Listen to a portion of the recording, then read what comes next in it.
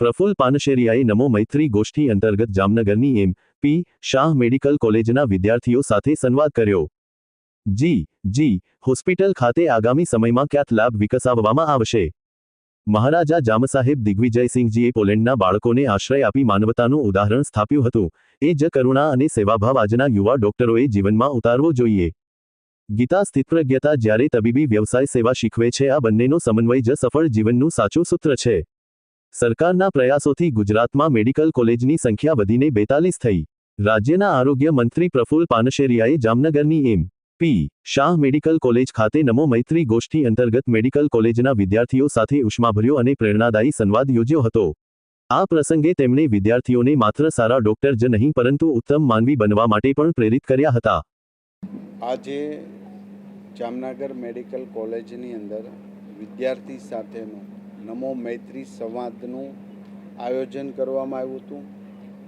મેડિકલના students અને એમનો trace ઘણીવાર આપણે સાંભળતા હોય છે અને એનું ભણવાનું એટલું બધું ટ્રેસવાળું હોય છે, તો એને જીવનની અંદર સફળ થવા માટે માત્ર ડૉક્ટરની ડિગ્રી પ્રાપ્ત કરીને આપણે સફળ થતા નથી. એ જ્ઞાન આજે ગીતા પણ દરેક વિદ્યાર્થીઓને ગિફ્ટમાં આપવામાં આવી છે.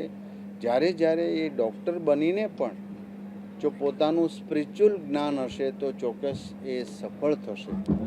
આ દીકરા અને દીકરીઓ સમાજના લાડકા દીકરા દીકરીઓ છે. હું સમાજ વાપરું છું, દરેક જ્ઞાતિ એટલે સમાજ.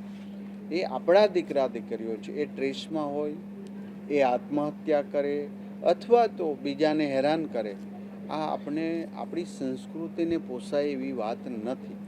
માટે કેટલાને પનિશમેન્ટ કરીએ, કેટલાને સજા કરીશું. સજા કરવું એ પણ આપણે ગમતું નથી.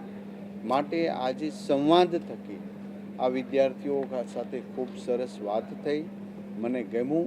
અને બધી જ કોલેજોની અંદર હું અત્યારથી બધી જ કોલેજમાં હું કરી જ નાખીશ એવું નથી કહેતો, પણ મારા સમય પ્રમાણે હું દરેક કોલેજની અંદર જઈ અને ડાયરેક્ટ વિદ્યાર્થીઓ સાથે સંવાદ કરીશ.